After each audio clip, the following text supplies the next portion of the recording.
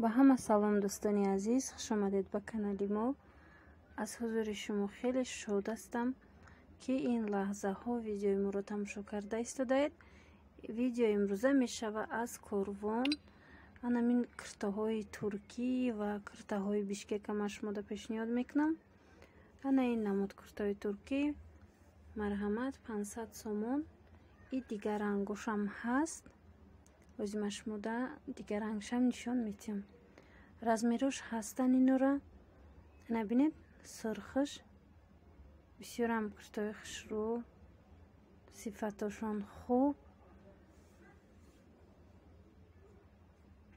ина марҳамат тамошо кунед.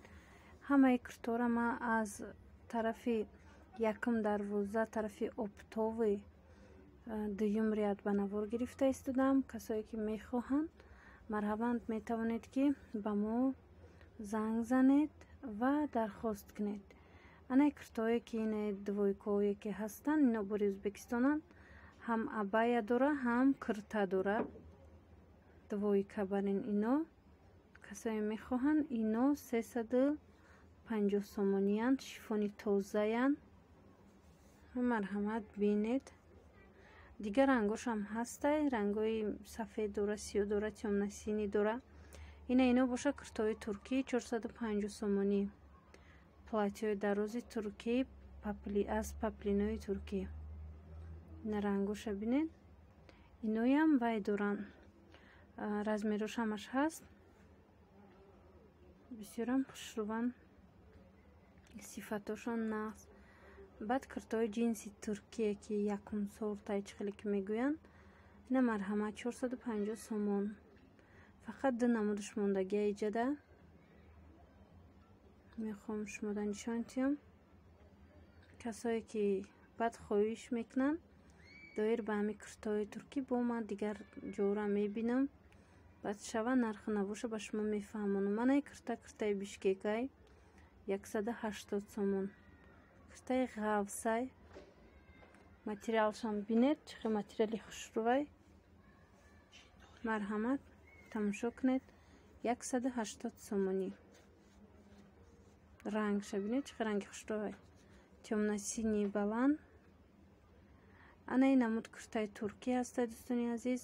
и нархиш вай 450 сомонай, 430 сомонда метиҳанд. ози ма дигар намудша амира нишон метиҳам. шарф дора. вайиш 450 сомонӣ нархиш. чӣ хеле гуфтам? и киртаи туркияй. бисёриҳо хоҳиш карда буданд ки киртои туркӣ 400-500 сомонҳоро пешниҳод кунед, як бор бинем нарху навошон ози чӣ хел шидагӣ ҳастанд. барои ҳавай ҳам имрӯз тасмим гирифтам шумода пешниҳод кунам. ана ин намудаш 450 сомонай киртаи туркӣ. шарф дора бинед. шарфшам чӣ хел хушрӯ. шарфи калони аз ду тарафаш ҳамхе сангчои сваровски ороду даштагӣ. ӯ 430 сомонашам ранги ҳамӣ буд, вале шарф надошт. и шарфдорш боша 450 сомон. иам размерош ҳастай. касое ки хоҳишмандед метавонед омада аз корвон тамошо кунед, дар корвон бинед. ана ин намудо ҳастай 220 сомонӣ бишкек, вале сифати хубуш бинед. рангои бисёр хушрӯ дора. бинед рангои вайш сиёҳу бардовиш аҷоиб хушрӯвай. ина марҳамат. остиношам бинед чӣ хел аҷиб ороду даштагиай. баъд анами фасони киртаам беҳад нағзай. мисол чӣ хеле ки мегӯянд свободни кушод меистада тана.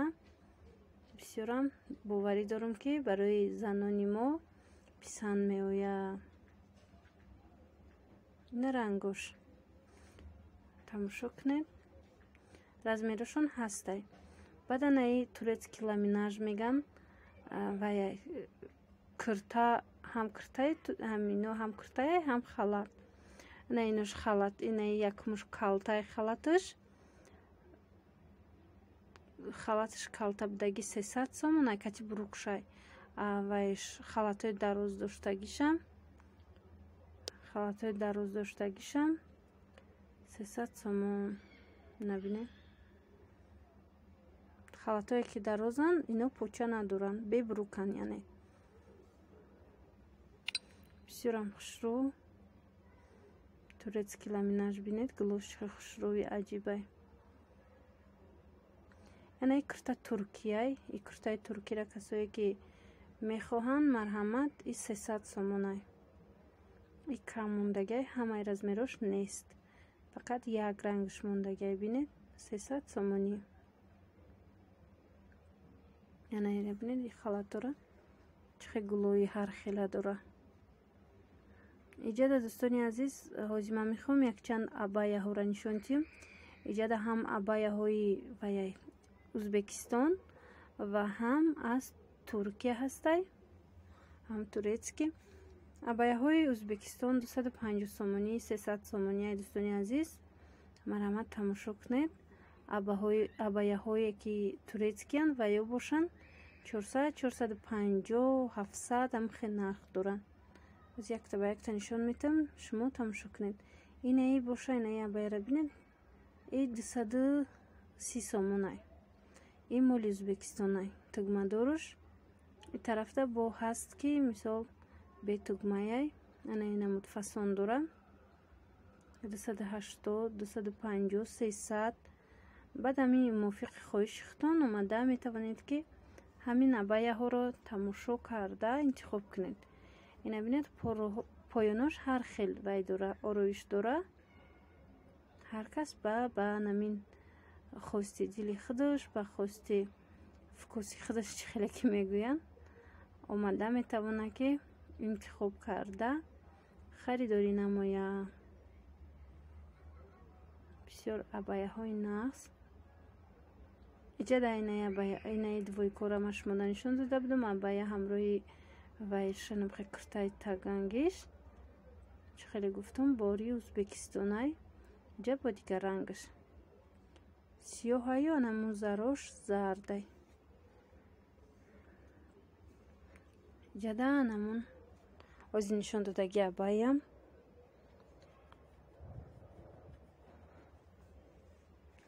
анаи абайра мехоҳам шумода пешниҳод кунам. вая туркиша. боварӣ дорам ки писанди шумо мегарда. ана бинед, и вилюрай туркияй, поёнша бинед чихел хушрӯай, ҳамааш нигина. на марҳамат 450 сомон нарх дорай. бисёрам духти хушрӯ дора. остиношам бинед чихеле. аз наздик вақте ки ина мебинӣ, бо тамоман дигараи намудшам, фасоншам боварӣ дорам ки писанди шумо мегарда ва ҳангоме ки шумо ҳамин чиза аз наздик мебинед. анаи куртоҳо ҳастай, куртоҳои бишкекан. марҳамат тамошо кунед. куртои бишкек 250, 270 намудош стили туркӣ доранд. баъд куртои бишкек арзонушам ҳаст. тамошобинони азиз, мисол 120 сомашам ҳаст, 100 сомашам ҳаст, дар корвон 180 сомашам ҳаст. вале ҳозир инаи намудошама шумода нишон додистам. он намудош ҳозир ашта ба навор нагирифтам. бо арзонушам худохоҳа дар оянда ба навор гирифта пешниҳоди шумо мегардонам. остинашон колокольчик духтагай. ҳамин намуди платям беҳад хушрӯ духтагай. янам халатои турецкий ламинаж. ира ман нав нишон дода будам. ҳозир бо якчанд чизи дига ҳастай ки ман мехоҳам шумода пешниҳод кунам. бо пурратар тамошо кунед ва омада аз бозор вай кунед, интихоб кунед. бинед, бисёр ба ман маъқул шуд. халато сифаташ беҳад нағзай. баъданамун сангчао нигиначаое ки дорад ва ёям чиан тоза оригиналан, чӣ хеле ки мегӯянд. бисёр тоза 3D. иҷада вай кардигано ҳастай, дӯстони азиз. кардигано нам блестяшиш мисол ҳастай 220 сомонаш. бо ҳаст кардиганои 180 сомона, 200 сомона. ино туркиёшан. дар дигар ҷоҳо ҳам ҳаст. аз ино мисол вайёш оддиҳош аз 80 сомон сар мешавад. вайроз бо ма чӣ хеле гуфтам, ягон рӯз ба навор гирифта пешниҳоди шумо мекунам. камака сезонуш бидроя, чӣ хеле мегӯянд мавсимуш биёя. ана ин намуд бошад та платья. материалш ранги ҷинси тунукай, бори бишкек 180 сум нархш. ана ин намудо бошад дӯстони азиз. ана платьяо бошад, ино резинкаян 130 сомонӣ нархушон. платьёи балшмиркаян, яъне размери калонда мешаванд. сабукак 130 сомон размерош ҳастай. ина паплино ҳам ҳаст. паплиноям ана мехоҳед духти тайёрш 140 сумай ира платьяра. бори бишкек. набинед. иҷа дӯстони азиз, ман мехоҳам ана мин намуд ремпирои дарози туркиро пешниҳоди шумо кунам. ино 260 сомониян. туркии тоза. набинед чанд рангш ҳастай. бисёре аз подписчикони мо дар бораи намин ремпиро пурсон шуда буданд ва хоҳиш карда буданд ки як видео карда пешниҳод кунем. ана тамошобинони азиз, тамошо кунед, бинед. 260 сомон ҳамин ремпирои дарози туркӣ. дар оянда камака салқинтарак шава, мисол хунуктарак шава, бо анамин вай интихоби васеъ мебирояд дар анамин намуд ремпиру дигару дигар чизои зимистона. баъдан бо ма видео карда пешниҳоди шумо мегардонам. бо ҳамин видеои имрӯзаи мо ба поён мерасад дӯстони азиз.